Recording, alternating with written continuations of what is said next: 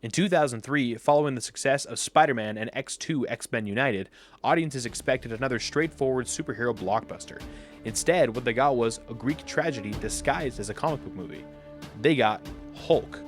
This is Marvel In Memoriam. With great power comes great responsibility.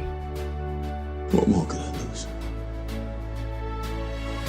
I am the X-Men. Avengers! I love you 3,000.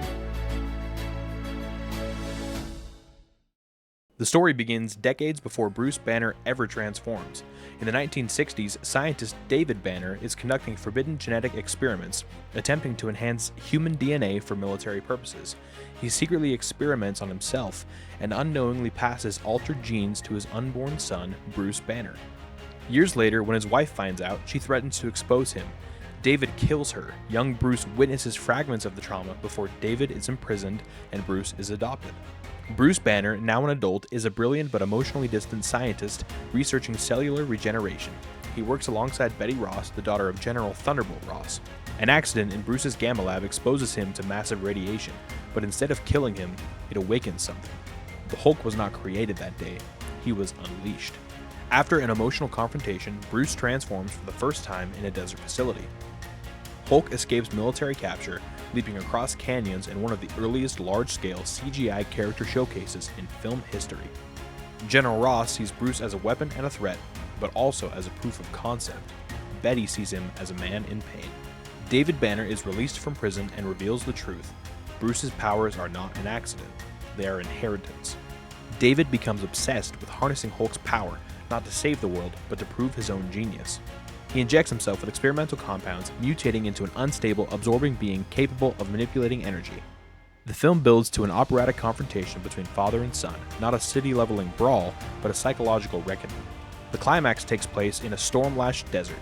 As lightning crashes around them, Bruce willingly allows his rage to expand, nearly limitless. David cannot contain it. He's destroyed by the very force he sought to control. Bruce survives, but chooses exile. Months later, Bruce hides in South America, laying low but trying to help the communities he joins.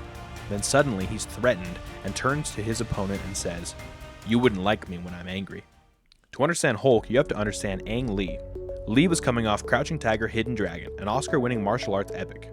He was not a typical comic book director, and that was the point. He didn't want to make a superhero movie, he wanted to make a tragedy about fathers and sons. Lee experimented with the split screens, wipes, and transitions mimicking comic panels. Some critics called it innovative, others called it distracting, but it was one of the earliest attempts to translate comic grammar into cinematic language, years before stylization became common. The character Hulk was fully CGI, a digital performance. In 2003, this was risky. Motion capture technology was still developing. The Hulk's exaggerated size and texture polarized audiences. At the time, it was considered cutting edge, but compared to today's CGI, it looks dated, though despite that, it does hold up surprisingly well. The film's introspective tone surprised viewers expecting non-stop action.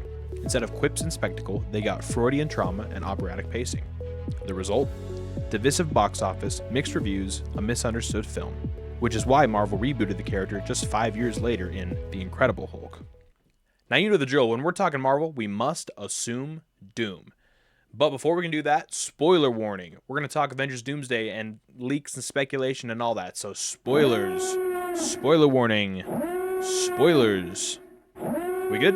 Internet scooper known by the moniker My Time to Shine Hello recently revealed that the opening scene of Doomsday would be a battle taking place on Tobey Maguire Spider-Man's Earth.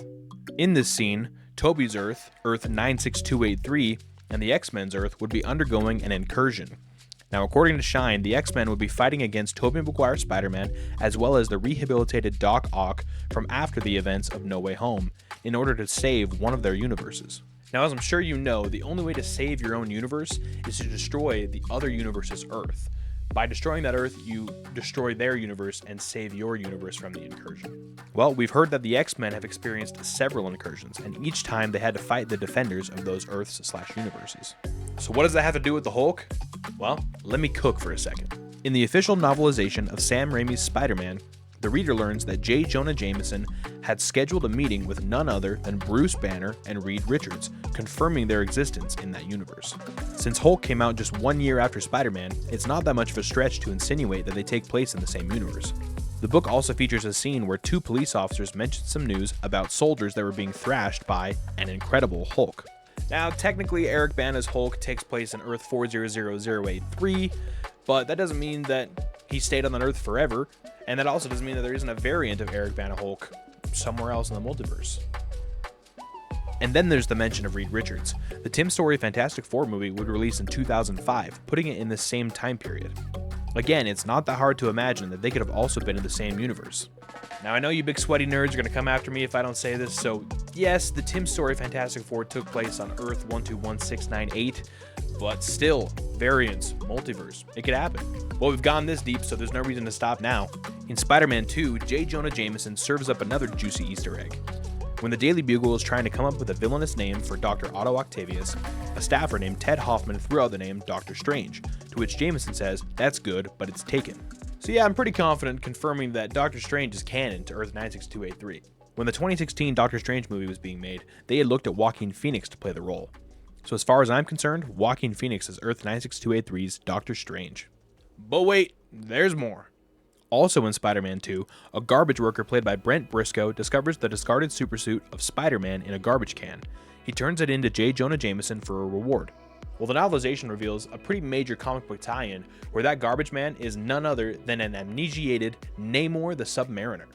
Going back to Spider-Man 1, Tobey Maguire Peter fights and beats Bonesaw McGraw.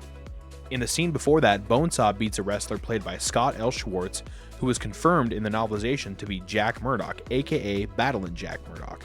Now, Jack is the father of Matt Murdock, who obviously grows up to become Daredevil. Now, before you come after me, I know that Ben Affleck Daredevil took place on Earth 701306, but stick with me. In Deadpool and Wolverine, we meet Elektra in the Void, and she talks about how Daredevil was there, but he was killed by Cassandra Nova. This means that Daredevil at some point was pruned, and in order to be pruned, you have to be acting outside your timeline, or doing something to disrupt your timeline. Well, I can't think of anything more disruptive or outside a timeline than moving universes to be in the Spider-Man universe. And yes, Matt Murdock would have been a kid at that time in Spider-Man 1, but by the time the X-Men show up to fight Tobey Maguire in Doomsday, Daredevil would be an adult. Now, why am I bringing all this up in the We Must Assume Doom section? Well, going back to the scoop at My Time to Shine Hello, we know that there's going to be a battle between the X-Men and the Defenders of Tobey Maguire's universe. Well, what if the Defenders of Earth 96283 were either original or variant versions of Joaquin Phoenix Doctor Strange, the Tim Story era Fantastic Four, Namor the Submariner, Ben Affleck Daredevil, Tobey Maguire Spider-Man, and Doc Ock, of course, and yes, Eric Bana Hulk. That totally changes the scene from a simple extermination to a colossal comic book battle. I mean, just listen to these teams again. Hulk, Spider-Man, Doc Ock, Namor, Doctor Strange, Daredevil, and the Fantastic Four going up against Professor X, Magneto, Wolverine, Deadpool, Gambit, Cyclops, Mystique, Beast, Nightcrawler, and, even though they haven't been confirmed yet, Jean Grey and Storm? I mean, come on, do I have to say more? Now, to tie it back into Doctor Doom, whoever wins that fight, is he going to look at that team as allies to be manipulated or a threat to be extinguished? I digress. Ang Lee's Hulk walked so later superhero introspection could run. Without it, do we get the Shakespearean weight of Logan, the operatic family drama of Thor, the psychological fragmentation of Black Panther? Maybe, but Hulk dared to try seriousness before the genre proved it was profitable. It wasn't built to be a franchise machine, it was built to be a meditation, a thought experiment. Hulk holds a unique place in Marvel movie history. It was slow and heavy, but deeply personal. Ang Lee took risks, and in my opinion, it worked. Now, I know there was mixed reception, but for me, Hulk was bold, and it stood on its own. And that's Marvel In Memoriam. Tune in next time when we cover the Ghost Rider movies. If you like what you saw here today, like and subscribe, and we'll catch you next time. Peace!